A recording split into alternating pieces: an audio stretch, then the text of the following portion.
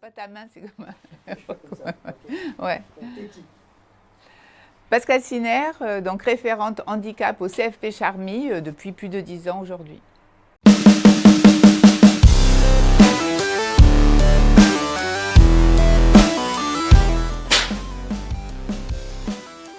H+, c'est la région Auvergne-Rhône-Alpes qui développe une politique depuis plus d'une dizaine d'années sur le handicap et qui accompagne les établissements comme le CFP Charmy.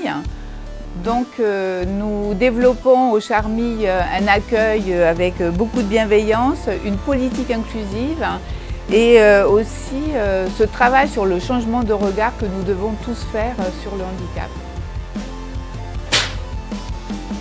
Nous accompagnons les personnes possédant une reconnaissance de travailleurs handicapés, mais pas seulement. Cela peut être des personnes qui ont une découverte d'une pathologie ou d'un traitement ou qui sont sous un traitement avéré. Ça peut être donc des personnes qui ont un diabète, mais ça peut être aussi toutes les personnes qui ont des troubles 10 et ce qui correspond quand même à beaucoup de jeunes aujourd'hui. Donc l'accompagnement va se faire en plusieurs étapes. Ça peut être déjà un premier entretien en amont même d'une signature d'un contrat pour évaluer et voir un petit peu avec la personne ses besoins de compensation, que ce soit au niveau pédagogique ou au niveau organisation, matériel, etc. pour la personne. Ensuite, ça va être un deuxième entretien après la signature, voilà, et là vraiment on pose les besoins, puisque s'il faut faire des demandes d'aménagement, par exemple, ça peut être du soutien, ça peut être l'installation de logiciels, etc. Il faut vraiment anticiper. Plus vite on anticipe, mieux c'est, en tous les cas. Et ensuite, ça va être tout au long de la formation des entretiens et des suivis avec cette personne.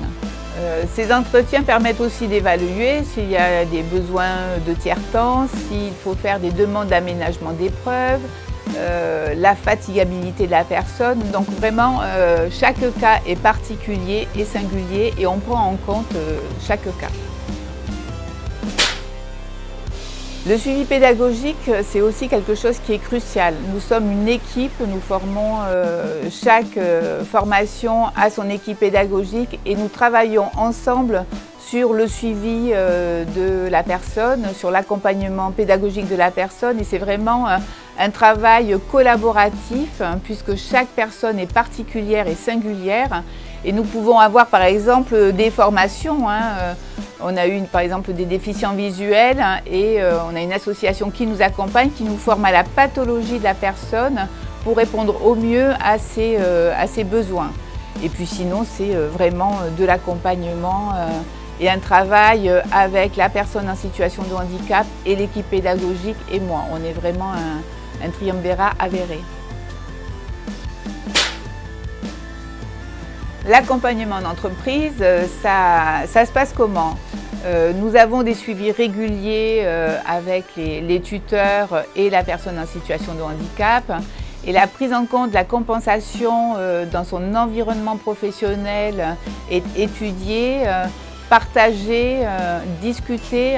Donc l'accompagnement est quelque chose là aussi de crucial entre l'entreprise, le jeune et l'équipe pédagogique et le CFP. Le savez-vous, il existe donc des organismes pour accompagner votre formation et qui seront là comme des interfaces et des soutiens financiers. C'est l'AGFIP pour les sociétés privées, c'est le FIP pour la fonction publique et c'est aussi Cap Emploi ou les chambres consulaires comme la Chambre des métiers.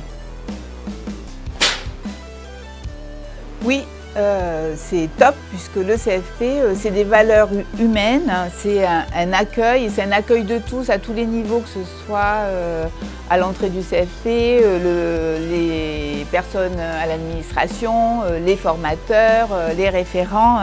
Donc on est vraiment une équipe sensibilisée et regroupée autour de cette question du handicap. Et puis c'est, je pense, une écoute au CFP, hein, et des solutions apportées. En tous les cas, mieux on fait, plus on est content d'être là pour vous.